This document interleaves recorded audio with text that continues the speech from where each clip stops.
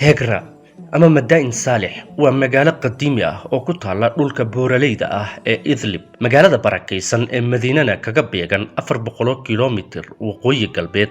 Magaaladu waxa ay saaxiib u tahay guryo laga sameeyay dhagax waaweyn iyo sidoo kale buuro la duleeliyay. Hegra oo ay maanta maamusho dawladda Sacuudi Carabiya waxa lagu arkaa waxyaabo iyo raadad ku taariikhaysan xilli aad u fog. boqortooyadii madaxa banaaneed ee nabaatiyiinta iyo qabaa'ilkeedii aadka u xoog badnaa ayaa goobtan ku noolaan jiray 1000 sano ka hor dhalashadii Nabi Ciise calayhi salaam. soo dhawow daawade haddii aad ka hesho muuqaalka fadlan like garee si aynu u soo badino mahadsanid. magaalo yar balse xilligeedii ahayd meel aad loogu tartamo maamulkeeda oo waliba ahayd meel isku xirta qaar ka mid ah ganacsiyadii xilligaasi ayaa alle waxa uu u bedelay meel lagu cibro qaato kadib markii dadkeedii ay noqdeen kuwa ku caasiyay Ilaah iyo nabigiisa. deegaanka waxaa loo nisbeeyaa in ay ku noolaan jireen dadka reer Thamud ee loo soo diray Nabi Saleh. qoomkan waxa ay ahaayeen kuwii dhaxlay reer Caad oo iyagana ahaa dadkii loo soo diray Nabi Huud balse markii alle ay ku caasiyeen la baabi'iyay. dadka reer Thamud oo ahaa kuwa aad u xoog badan waxay aamineen in aysan cidna wax ka qaadinin waxa ayna beeniyeen nabigii Ilaah u soo diray. sidoo kalena waxa ay boqonta ka jareen hal alle idinkiisa ku quudin jirtay. sidaasi ayaana lagu halaagay. waxa kaliya ee ka badbaadina waxa ay ahaayeen Nabi Saleh iyo intii yareyd ee rumaysay. arrintani waxa ay dhulkaasi dhaxal siisay in loogu magac daro dhulkii habaarka qabay. xadiis saxiixul Bukhariga ku yaala ayaa waxa uu sheegayaa in nabigeena suubana Muhammad sallallahu alayhi wasallam uu ugu yeeray Hegra in ay tahay dhulkii reer Thamud. sidoo kalena asxaabtiisa uga digi jiray in aysan meeshaasi galin ilaa in ay ku cibro qaadanayaan mooyee.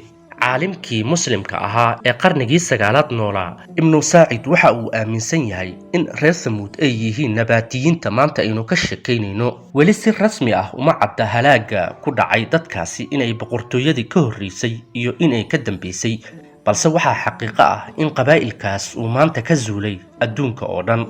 inkastoo wixii ka horreeyay 312 sano dhalashadii Nabi Ciise ka hor aanan taariikh laga haynin dadkan, haddana waxa ugu horreeyay ee soo shaax bixiyay ayaa ah duulaankii uu ku soo qaaday Demetrius kow, kaasi oo ahaa boqorkii Macedonia oo ugu talagalay in uu qabsado kagana soo duulay badda la yiraahdo Dead Sea.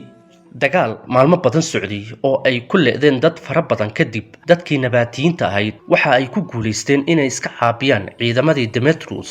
wixii intaasi ka dambeeyayna waxa ay noqdeen kuwa si wanaagsan isu abaabulo oo waliba ciidamo yeesha.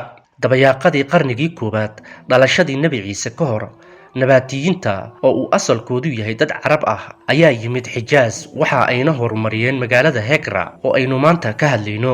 xilligaasna waxay u badan tahay inuu maamulayay mid ka mid ah boqorradii ugu waaweynaa ee la oran jiray Aretaskii afraad.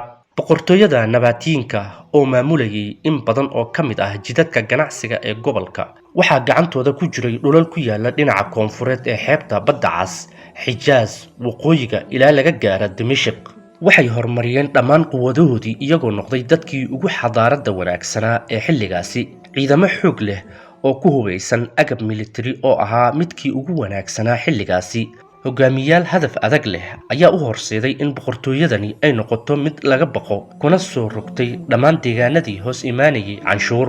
waxay isku fidisay xuduudaha u dhaxeeya Syria iyo Carabta laga bilaabo webiga Furaat ilaa laga gaaro badda cas, taas oo ka dhigtay maamulkii rasmiga ahaa ee lagala tashan jiray ganacsiyadii ka socday gacanka Carbeed.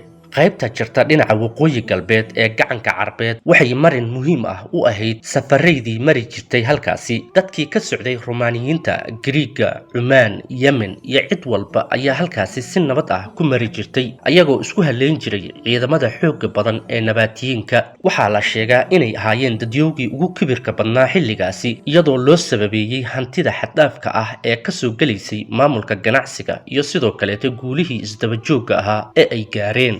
waxyaabaha la yaabka leh ee laga soo wariyay ayaa waxaa ah dumarkoodu inay ahaayeen kuwa aanan la sinnayn ragga ku noolaa dhulalka ay qabsadeen. weliba waxaa dhaqan ahaan halkaasi ka jiray addoomaysiga oo lagu hayay dadkii laga taagta roonaa ee ku hoos noolaa boqortooyadaasi. balse duul walba oo dhulka korkiisa ku kibra alla waa uu duleeyaa wuxuuna u soo diraa qoom iyaga tusiya awooddooda. sida laga soo xigtay sheekooyinka taariikhda ah, dadka halkaasi deganaa waxaa si gaar ah ugu dhici jiray dhulgariiro iyo sidoo kaleete roobab wata biriq ama jac, sababtoo ah waxa ay caabudi jireen asnaam. arrintaasna waxa ay sababtay in boqortooyadii daciifto oo weliba dhaqaalahoodii hoos u dhaco.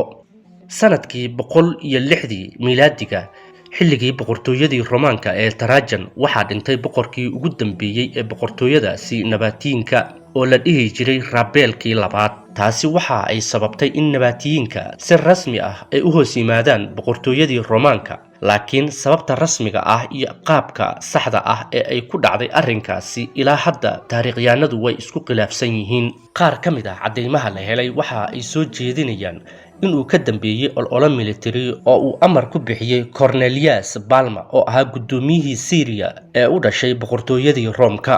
ciidamadii Roomka ee aadka u xoog badnaa waxa ay duulaan ka soo qaadeen Syria iyo weliba Masar, ayagoo sanadkii 107 miilaadiga qabsaday Nabateyiinka. wixii intaasi ka dambeeyayna waxa ay noqdeen gobol ka mid ah gobolladii ay xukumi jirtay boqortooyadii Roomaanka.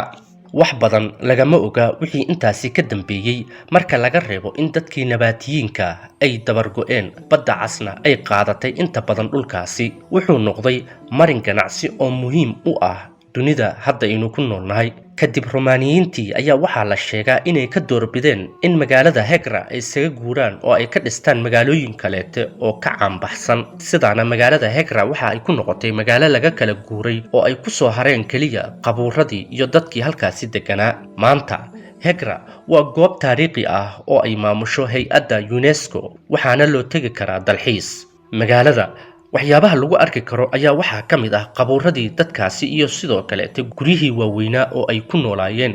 waxa ayna ahaayeen qoomiyadda keliya ee ilaa maanta la hayo inay ka samaysteen buurahaasi guryo, waana buuro dhaadheer oo weliba taxan sida guryaha caadiga ah. daawadayaal, intaa waxaynu kusoo koobaynaa barnaamijkeennii aynu uga hadlaynay magaalada Hegra oo ahayd magaaladii reer Samuud ilaahna uu halaagay. tani intaynu ku kulmayno barnaamijkan kiisa kale waa anigoo inkaga tegaya. wassalaamu calaykum waraxmatullaahi wabarakaatuh.